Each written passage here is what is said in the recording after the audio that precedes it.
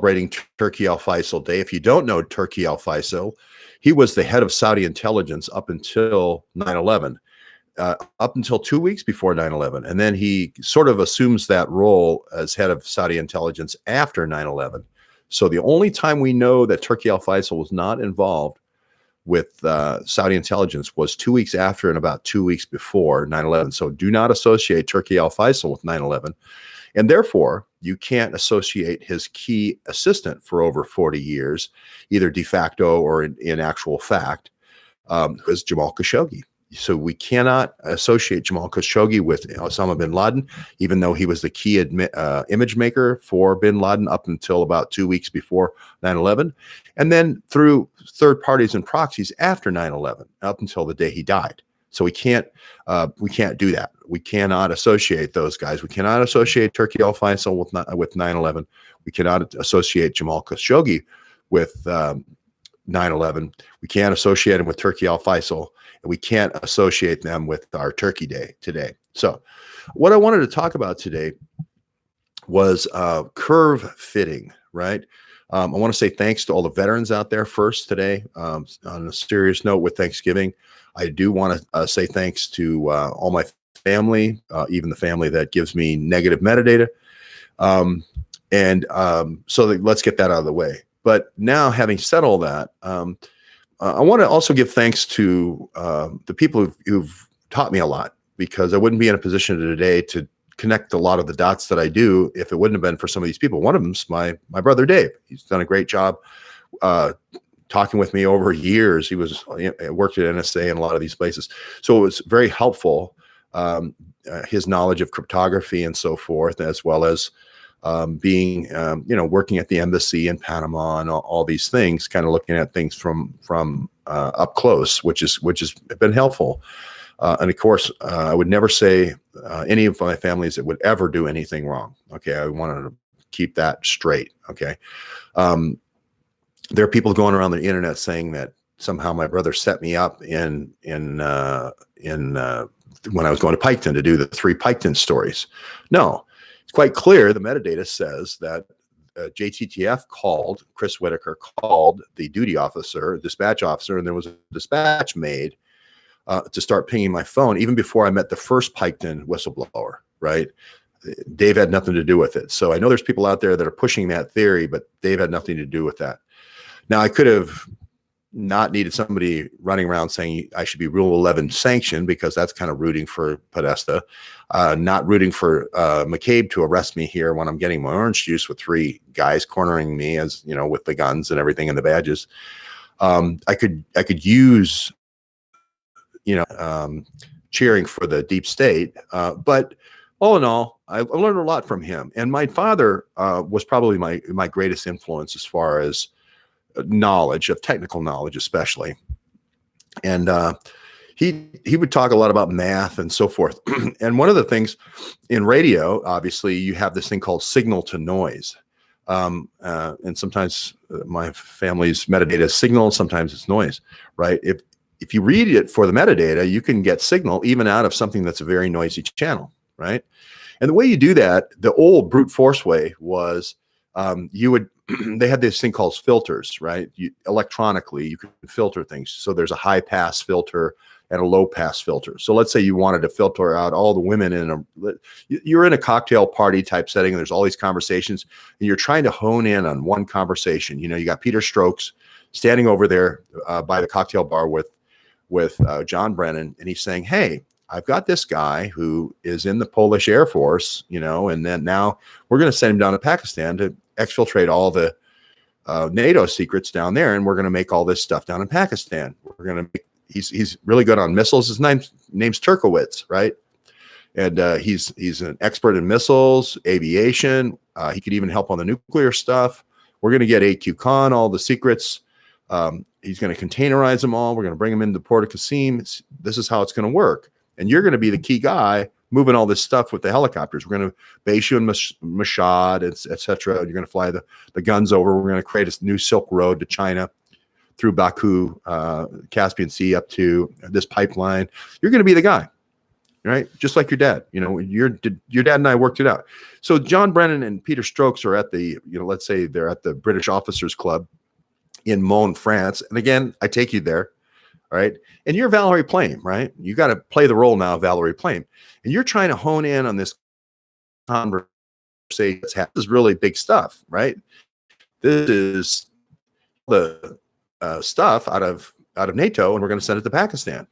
Not only nuclear stuff with AQ Khan and Urenco, but we're going to also do all these planes and everything.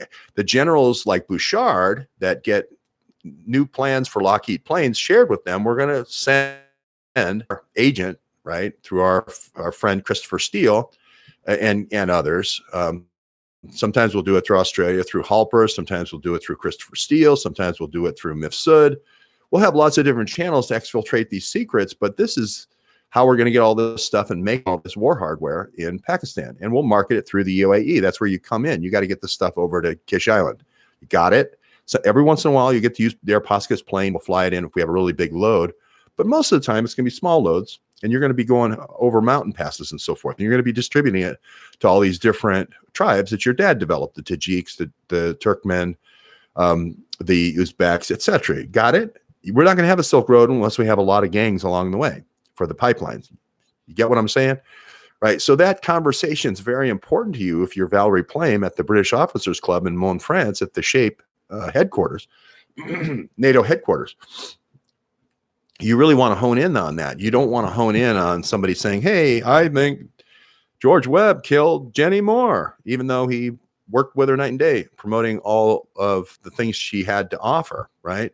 You want to filter that out, but you want to hone in on that Stokes Brennan conversation over there at the cocktail bar. Well, let's say you had the audio track from that, right? You'd have thousands and thousands of waves, but it would look like a tangle. It would look like a big hairy ball, right? And what you could do, though, is figure out if there are points on the line. Just imagine this with me. There's points on the line where certain words are said, and that can help you describe a curve.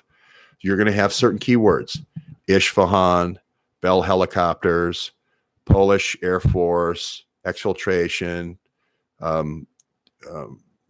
Club K. Keywords, key entity words that are going to define the conversation that you're interested in. Then what you do is you fit a curve to those points. Curve fitting is a way mathematically that you don't have to do things by brute force and ignorance. Once you come up with the equation for the line, and every curve has an equation, my dad used to tell me, right? Then you figure out what you want to hear, and then you filter everything else out. You can apply a mathematically to the one conversation that you want, right? That's the key, right? And now it could be easier just to have Valerie Plame go over there and, you use her feminine wiles and get you the secrets that you want, right? But you get it, right?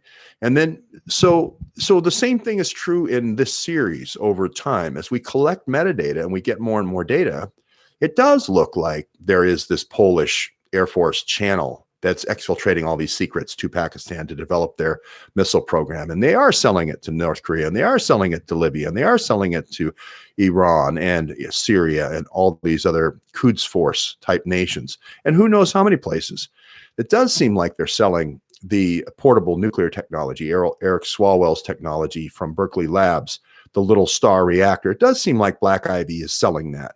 It does seem like Catholic Family Services that Peter Strzok Sr. ran kind of turned into the Clinton Foundation. It does seem like that, kind of in Haiti, and up until that point, they collapse it, and then it becomes the Clinton Foundation. So all these things kind of line up. It makes sense, Cheryl Mills running around Africa selling Black Ivy energy. It makes sense, right? It all fits. And I love finding one person that connects all the dots. And the more dots that you can connect, the more dots, first of all, that the curve has, the truer the fitting of the curve is going to be, right? You're going to get close with the equation, right? But the more dots you have, the more integrals that you have again, right? Or you have more data to do better curve fitting. That's the key. So I love it when one person can connect like 50 dots, right? That's pinball wizard bonanza. That's if each person in our If each person in our story is like a ringer, a bell ringer, one of those little buzzers on a pinball game, and the ball is the news bouncing around. Sorry, I shouldn't make hand gestures. It's going to cause buffering. This is like the pinball wizard, like 12 free games, knock, knock, knock. And the knock sound is going to remind us of, oh, that's the Eric Braverman knock. Oh, that's the knock for Neil Brown. Oh, that's the knock for Valerie Plame. Oh, that's the knock for Carter Page. Oh, that's the knock for George Papadopoulos. So this pinball wizard, right, we're going to get all the knocks in one shot, right? And that stands for CIA's words for non-official cover. It means you train somebody, usually in oil or minerals, as a commercial cover for somebody who's listening for conversations like the one I just described between Peter Strzok and John Brennan, right? And the one guy who does that is this guy named Turkowitz. Now, nobody's ever heard of Turkowitz, but he is the father of Hello from Slovenia. I always want to say hi, hoping that hoping Melania will invite me to the White House, right? When I say hi to Slovenia, hopefully if I'm nice to Slovenia, not Ivanka, poor Ivanka, right? With the 9 days with the phone, and she does the right thing and doesn't destroy her messages. And now Eric Swalwell is going to lead the charge, Mr. Blackberry and Mr. Missing Server, Eric Swalwell. He'll always be tainted. He'll always be tainted with the Awans. The DNC Adam Schiff couldn't introduce him fast enough before he was smeared with truth. I like it when people are smeared with truth. He just reeks Awan. Awan drips from him. Same thing with Ted Lieu. Now you associate Ted Lieu and Jack Lieu. You think, well, was Jack Lieu? Did Jack Lieu put Ted Lieu in there? He's so Awan. He's dropping Blackberries in the toilet. He's got toilet water on him. He smells like toilet water now. He's dropped so many Blackberries in the toilet. You'll never be able to look at Ted Lieu ever, as he's going to be going after Trump here as soon as the new Congress comes in, and not just it will just scream Awan. It'll say Awan across his forehead. Same thing with Eric Swalwell. You'll be hearing the judiciary talking, and they'll say, Trump will just say, well, how about Awan? Didn't Awan work for you guys? Did you guys ever find those Blackberries? Did you drop your Blackberry in the toilet, Ted? Eric, did you drop your Blackberry in the toilet too? Trump has just a comeback so ready, and Adam Schiff's little proxies that he's developed are going to be so embarrassed, right? Turkowitz is spelled Turkowicz.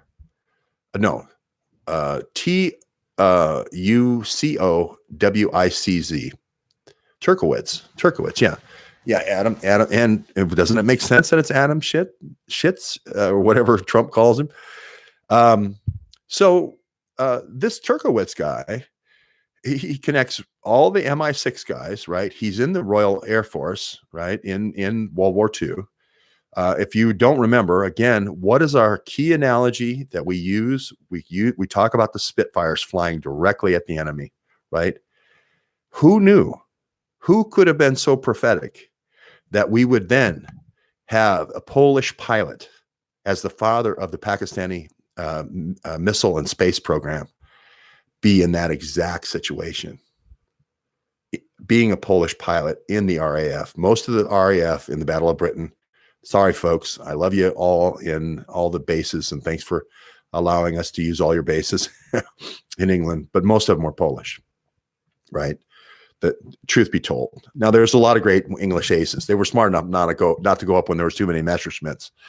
There's a story about that where there's, well, and I won't go into it, but they were Polish, and this is one of those guys. I believe Turkowitz was one of these guys who went up in the Battle of Britain, right? If not, I'm pretty sure he was very involved in the RAF, right? So he's involved with all the Bletchley Park, MI5, MI6, whatever it was back then, right?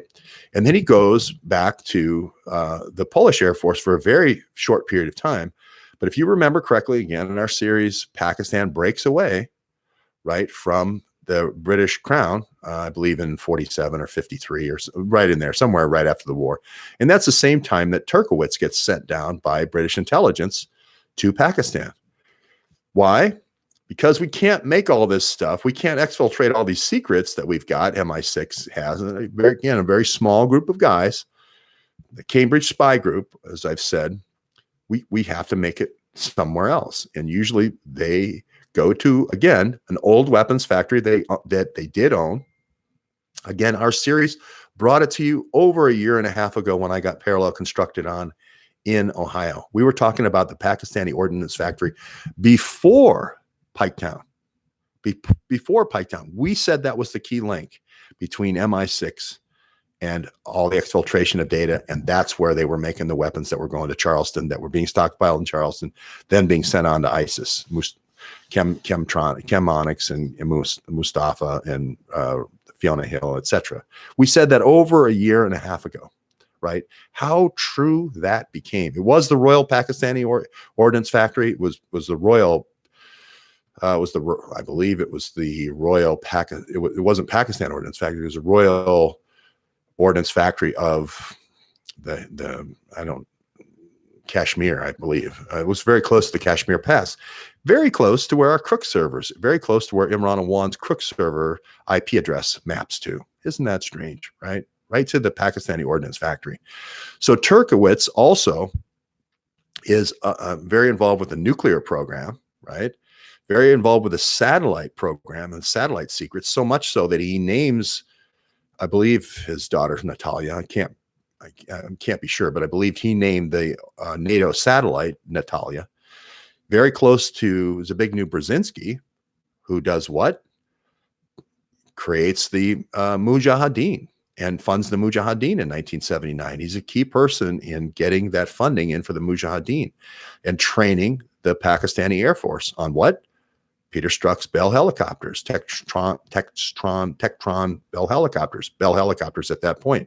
Where did they get them from? A place called Vietnam. I think there was a place called Vietnam that they had a peacetime use bill after the Vietnam ended. Do you think they took those helicopters to Isfahan and killed no civilians? Right. Oh, and that's another thing.